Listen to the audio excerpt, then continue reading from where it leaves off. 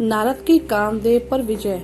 एक समय की बात है, नारद ने विषय वासनाओं पर विजय प्राप्त करने के लिए परम ब्रह्मा ही कठोर साधना की। वे हिमालय पर्वत के एक निर्जन स्थान में जाकर समाधिस्थ हो गए और परम ब्रह्मा की आराधना करने लगे।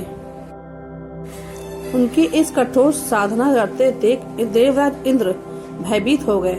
उन्होंने इस विषय में देव गुरु बृहस्पति से परामर्श करने का विचार किया। वे आचार्य बृहस्पति के पास पहुँचे और उनसे कहा, आचार्य, नारद हिमालय पर्वत पर बड़ी कठिन साधना कर रहे हैं। मेरी समझ में नहीं आ रहा है कि वे इतना कठोर तप किस उद्देश्य के लिए कर रहे हैं। देवगुरु बृहस्पति बोले, इंद्र, संभव है नारद के मन में तुम्हारे सिंहासन को प्राप्त करने की लालसा पैदा हो गई हो, शायद इसलिए वे इतनी कठोर साधना कर रहे हैं। देवगुरु की बात सुनकर इंद्र और भी भयभीत हो गए।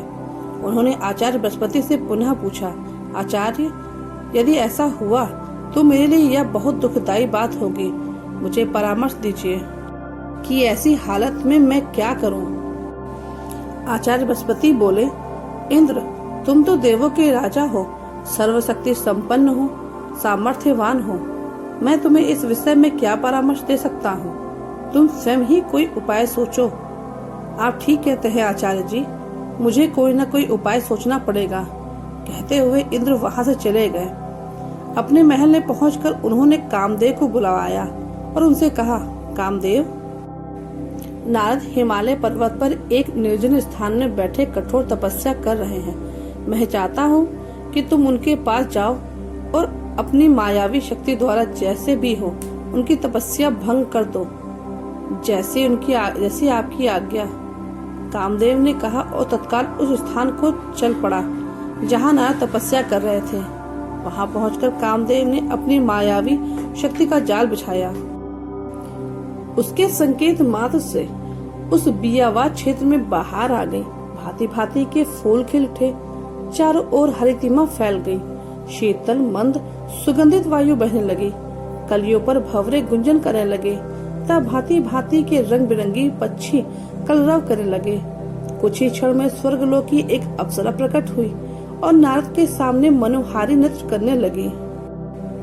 उसके घुंघरुओं की मधुर ध्वनि वातावरण में गूंजने लगी, लेकिन कामदेव का यह प्रयास व्यर्थ ही साबित हुआ। अप्सरा नृत्य करते करते थक गई, किंतु नारद का ध्यान नहीं टूटा। थक हार कर अप्सरा वापस लौट गई। तब पूरा होते ही नारद ने आंखें खोली।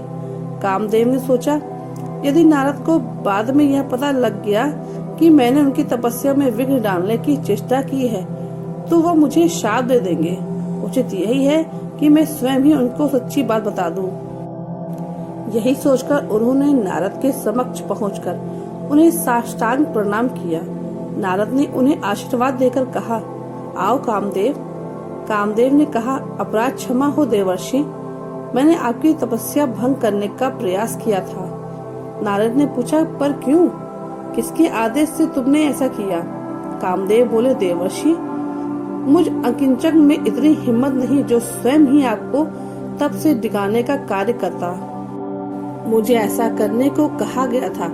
नारद बोले, किसने ऐसा करने को कहा था कामदेव? देवराज इंद्र ने। उन्होंने ही मुझे यहाँ भेजा था। कामदेव ने सच्ची बात बता दी। कामदेव की बात सुनकर नारद ने मुस्कुराकर कहा, मैंने तुम्हें क्षमा किया कामदेव। अब तुम जाओ और देवराज को बता देना कि नारद ने इच्छाओं को वश में कर लिया है।